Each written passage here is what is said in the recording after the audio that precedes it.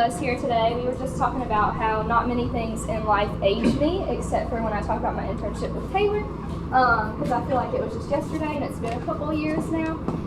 So I just thank the world of Taylor and thank him for giving me the opportunity to intern with him as a little baby freshman in college. So yeah, he's here to talk. He's running for Superior Court Judge, so he's here to talk to us a little bit more about that, some issues in Randolph County, and kind of what he hopes to do if elected. So thank you for being with us today. Thanks, Kirsten. Thank you, Kirsten. And anytime Kirsten asked me to do something at the drop of a hat, I'm going to do it. So when she said she needed me to speak, I was like, absolutely no problem. And thank you for having me. First off, my name is Taylor Browne. I am from Randolph County. I've lived my whole life here. I went to Asheboro City Schools up until middle school, and then transferred over to Southwest Randolph, where I graduated not too far behind this guy here at Southwest Randolph. I am running for Superior Court Judge. Well, let me back up. I always get in trouble for this. I'm married. I married my high school sweetheart. We have 2 children, ages 3 and 8 months. I always forget to do that, and I always get in trouble. So there you go. I'm going to talk to you about what a Superior Court Judge does. Most of you, hopefully, all of you have never had to appear in front of a Superior Court Judge, because if you have, you've probably been charged with a felony, or you are in a civil dispute where the amount is $25,000 or more. So they are serious cases, and they are the most serious cases we have in North Carolina. Superior Court Judge does not determine guilt or innocence. They determine sentencing. A jury determines guilt or innocence, and then the judge will sentence accordingly. The judge will also determine bond guidelines and review bonds for people who have been charged with a crime but not yet convicted. Those are the most important aspects of the job, and those are some of the things I'm going to touch on later in this talk.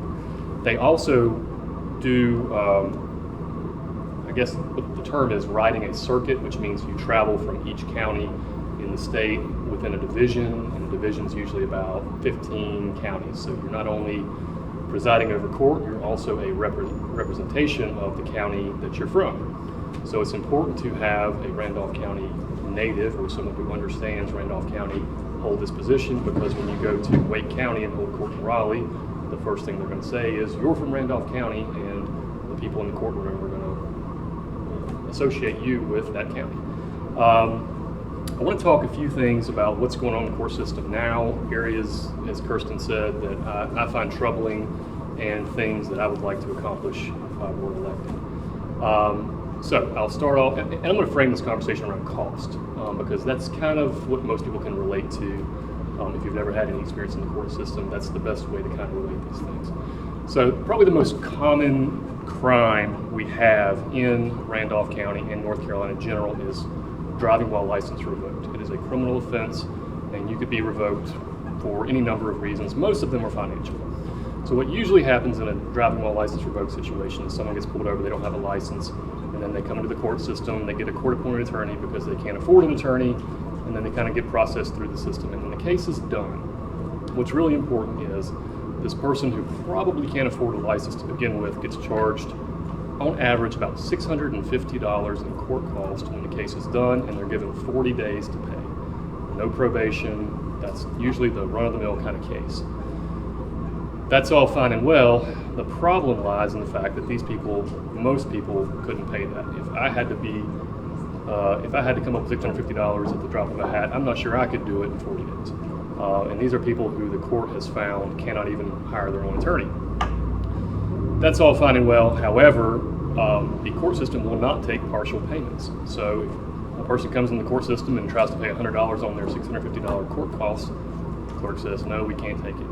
And then guess what? It never gets paid, and then there's a hole in the court system.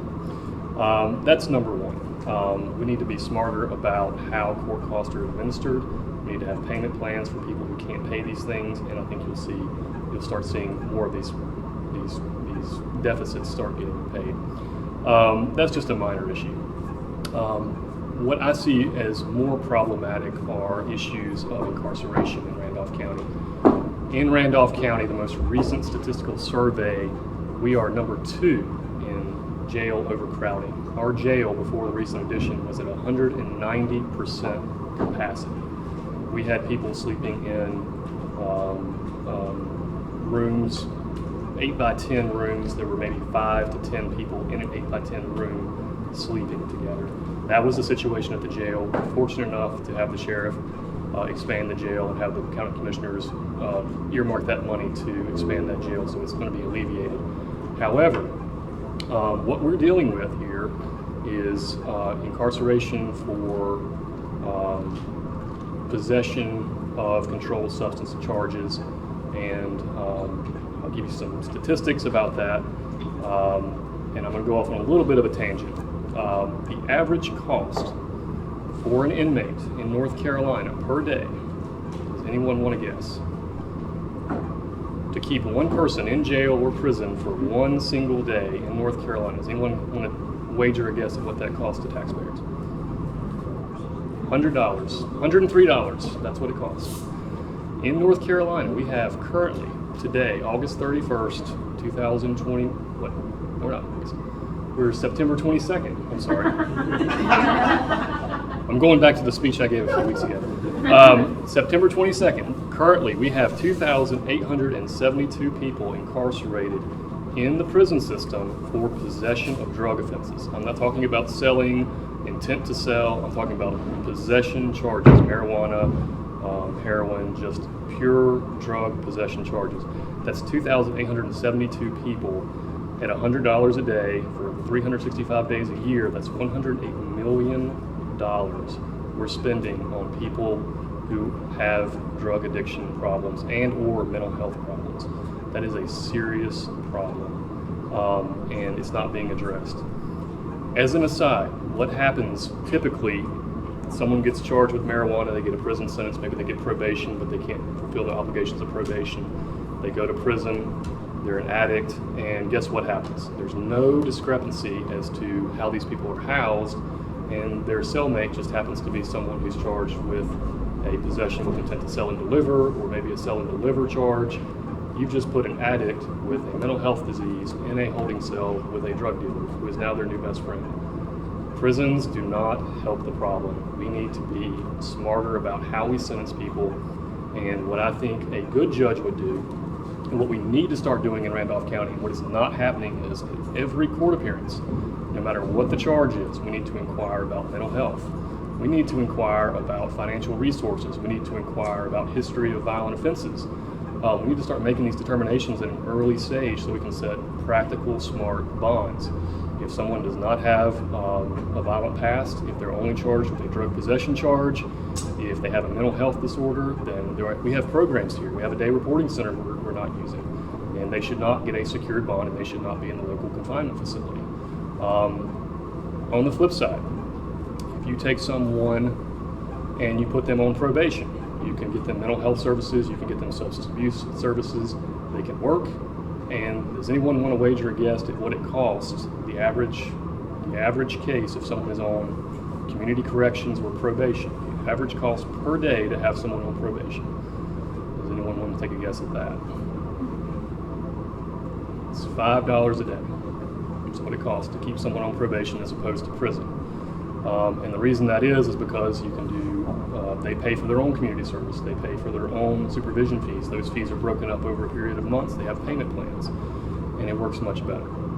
And I want to be very clear, we're not talking about violent offenders or drug traffickers. We're talking about the low-level felonies, victimless crimes, drug addicts, people with mental health issues. Those are the most serious and most pressing problems we have here in Randolph County today, and it starts from the top up. As a Superior Court judge, they set bond guidelines, they set the policy. When someone gets processed for a drug offense, what usually happens is they're arrested, they get brought in front of a magistrate, and the magistrate has complete discretion to set a bond. It could be $0, it could be $1 million, they can impose day reporting center, they can impose electronic house arrest where they put them on an ankle monitor. There is complete discretion with the magistrates to set a bond, and usually it's done without any input, with no information, and it's based solely on the charge and maybe how the person looks or how they're acting when they're brought in. And it's, in my opinion, a terrible way to go about things. We need to have information up front, and we need to have bond guidelines set from the Superior Court judge that goes all the way down to district court judges and magistrates. This is so important. Recently, in the past 6 months, in the span of 1 week, we had 2 individuals charged with a statutory rape of a minor. The first individual got brought in front of a magistrate, got $1 million bond. 3 days later, in Randolph County, another individual got brought in, charged with the exact same charge, got a $10,000 bond, bonded out the next day, and was back on the street. And that is because bond guidelines don't exist in Randolph County, and if they do, they're not being implemented effectively. I have personally looked, I have not seen any bond guidelines. It is a serious, serious problem, and we need to set them, and that's what a Superior Court judge can do. That's basically the gist. That's why I'm running. I think we need someone from Randolph County to fill this position and be a representation of Randolph County throughout the state. I think we need to make sure that we're not locking up the wrong people. I think we need to make inquiries at every single stage of a criminal offense and make notes. That way when the next judge gets the case, we've got a history of what that person has been doing. For example, if they come in at a first appearance and I inquire about their mental health past and what they're doing, are they going to Daymark? Are they seeking services? We can make a note in the file. And then when that case comes in front of another judge, they've got a judgment from Judge Browne that says this person was seeking treatment on July 2nd, 2019, but here we are a year later and now they're not seeking treatment. Why not? What's happened? Those are the kind of things we need to be doing in Randolph County that we're not doing and other counties are doing, and they're doing it more effectively. That's basically it. I'm going to answer any questions you guys might have, but that's why I'm doing this. That's who I am, and that's what I hope to accomplish. So thanks for having me.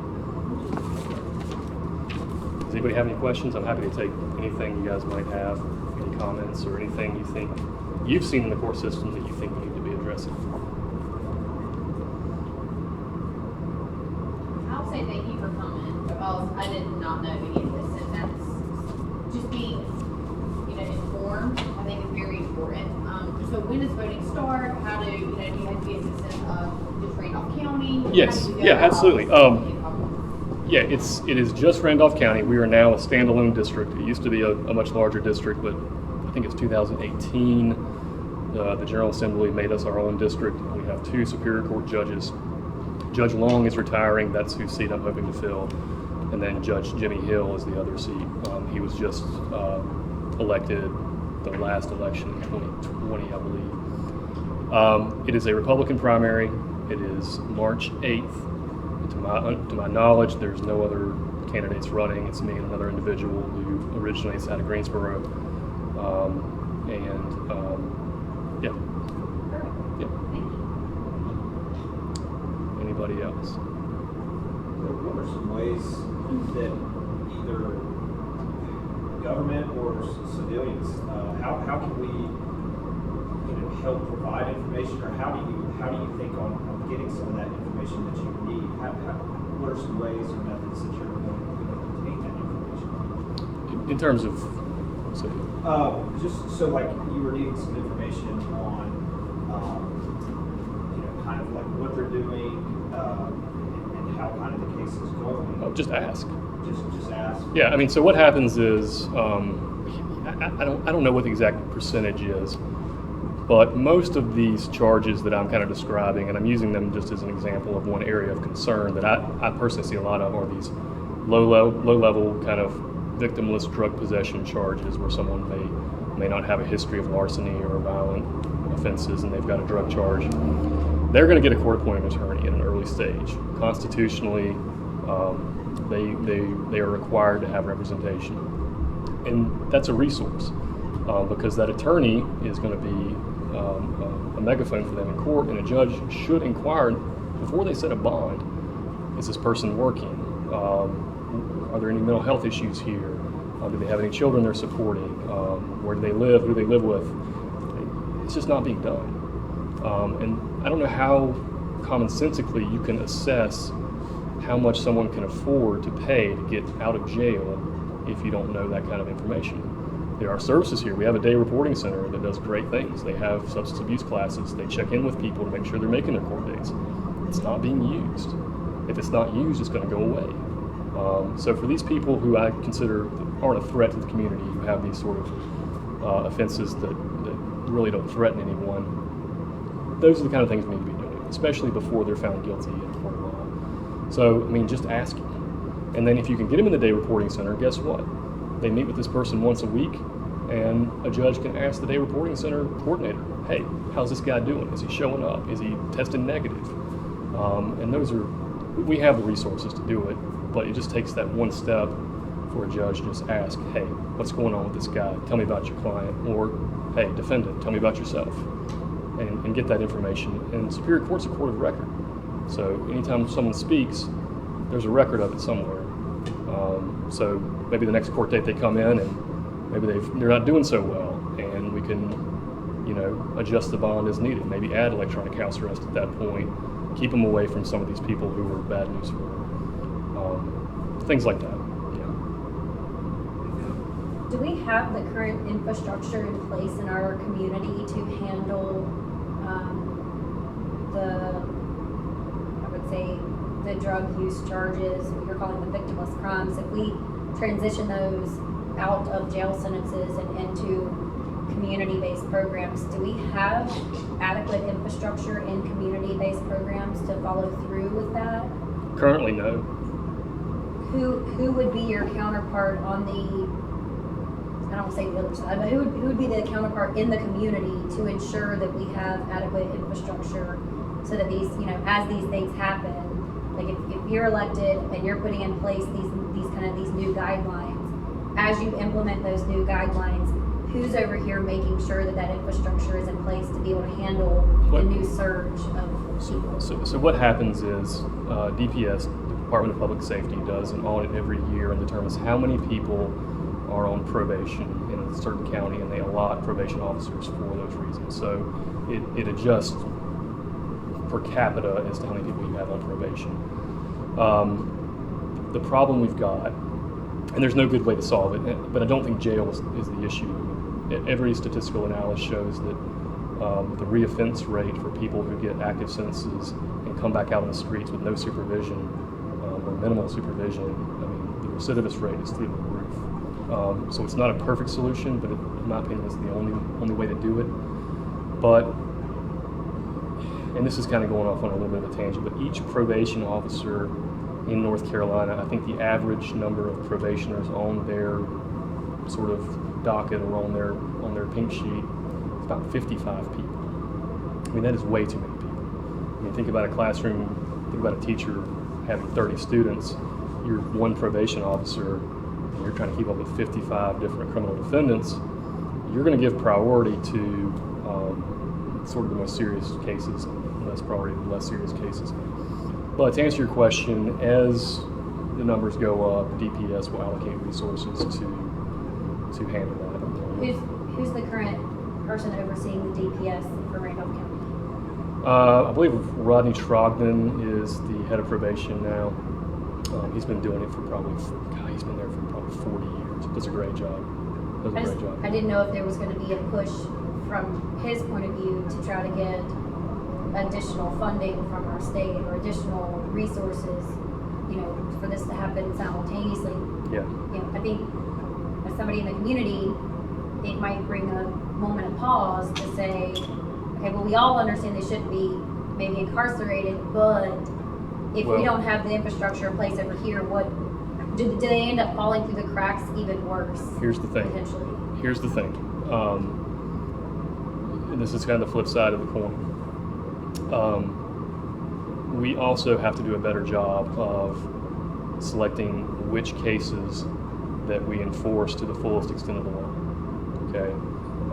There was a case not too long ago, and I'm kind of cherry picking examples, but this is what I see.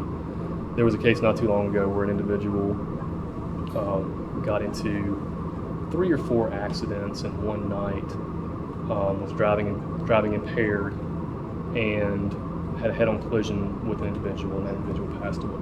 Okay. By almost any definition, that is probably a second-degree murder charge. Okay. And this person got, I think, 4 years in prison. Okay. So the serious offenses are not being punished as they should, in my opinion. And the low-level offenses, which are easy to enforce and easy to prosecute, are being over-prosecuted. And what happens is, just like I said, that individual is going to do 4 years in prison, come out on probation, and guess what? That guy's going to get a lot of attention from the probation officer, okay, when he should really be in prison, and the probation officer could maybe be diverting some of his attention to somebody who maybe could be saved or maybe be rehabilitated. So, you know, one serious offense is going to devote, a probation officer is going to devote a lot of attention to that person in proportionately to the other offenders who maybe need more babysitting and could use more babysitting from the probation officer. That's what I see. And that's just one example, but that kind of happens across the board. I mean, you could do a Google search on any criminal offense in the Piedmont and you can find 100 stories just like that. So, and the judge has the ability to reject pleas. So that's one thing.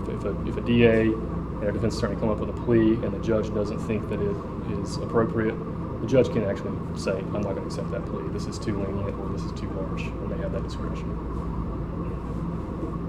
So this actually affects our family some. So long story short, my uncle was in Mississippi and he had a drug charge and it caused a cannabis-induced psychosis. And in Mississippi they had a behavioral health unit that was partnered with the police station. And so based on the 911 call, they would send that unit out instead of your regular police to evaluate the situation if there was no threat to anybody else or themselves. And based on that, he was sent to a hospital. And at that point, 911 was called home again because he was in a psychosis moment. And at that point, the behavior unit was not sent. It was released. So he was sent to jail. He had a lot of stuff going on him that could have been prevented if he was actually able to be seen out of the hospital instead of being taken out of the way by police. So, is there a unit like that here in Randolph County? No, and we actually don't even have a mental health court or a drug court like we used to. Back in the early 2000s, we had both, and the judges just weren't using them.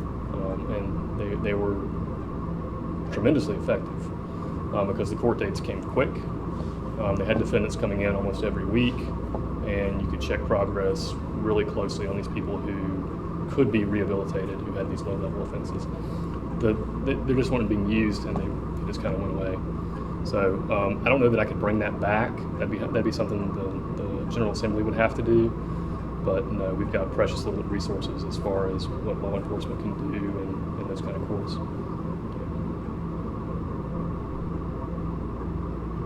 When those bonds aren't paid, what happens to that money? Like all those deficits that, are they still being billed, or outside of that 40-day, or?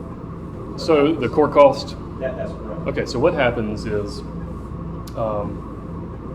let's say you get that court cost sheet for driving while license revoked, which is probably the most common criminal offense we have outside. Traffic tickets aren't criminal offenses, but I'm talking about actual misdemeanors. What I see a lot of is an individual who hasn't taken the time to go get their license for whatever reason. It's nothing nefarious. It's not like they're driving while impaired or anything like that. That's a whole different classification. They get that court cost sheet, it's $650. They try to go to the courthouse and pay it. They're told they can't pay it. You have to pay it all in one lump sum. It just doesn't get paid. So then what happens is a judgment gets entered against them, and you can bring that person into court and issue a show cause and put them in jail for not paying it. And further, there are collateral consequences. DMV will revoke that person's license further until they pay it. And I just don't think it's an effective way to deal with the situation. Bringing someone back into court because they can't pay their court costs and threatening jail time with them over a minor traffic offense and possibly putting them in jail for a couple of days, it's a sunk cost. You're actually creating more of a deficit by doing that than just up front creating a payment plan for this person, or putting them on unsupervised probation and saying you're going to pay this much every month until it's paid. Be a much more effective way to do it. I think you start seeing more revenue coming in for these kind of offenses. How plausible is that payment? Is that something that you're working to kind of put in place? It would be something, I mean, it would be fact. I mean, at sentencing, again, it's just a simple inquiry. How much time do you need to pay this? Can you pay $100 today? Can you pay $50 today? Have them pay something up front and then schedule $50 every month in the clerk's office till it's paid. It takes nothing, it's the stroke of a pen, and then it's just a matter of having them come in. And then if they don't come in and pay, you know, that's on them. You've done everything you can do to make that happen, and they'll get those collateral consequences that I talked about, being brought back into court and having those couple days. But you've given them every chance they have. I think you'll start seeing the collections in the courthouse start going up. I think it just makes sense. I mean, when I was a public defender, that's how I started out. I think I made $2,100 a month. And you're talking about $700 a month in rent, $300 in utilities, $100 cell phone bill, car insurance, gas to and from work. I think by the time you get that, I mean, what do you have left over? Somebody gives me a $650 court call that says you got a month to pay. It ain't getting paid, you know. And so these people are people who the court has actually found to be indigent, who cannot even afford to support themselves, and you're requiring that of them. It just doesn't make sense. I mean, if a judge is going to say, you can't afford $150 for an attorney, but we're going to make you pay $650 in court cost in 40 days, forget about it. It's not going to happen. Can people pay remote? Do they actually have to go? Yes, you can pay remote. Yep. Yep. Yep. But you still can't do partial payments. Yep. Okay. Anybody else? Well, I brought some koozies, just because that's what my wife decided to do. I'm still waiting on pens and t-shirts, but help yourself. I want to get rid of these things, and I appreciate you guys having me. Great, thank you.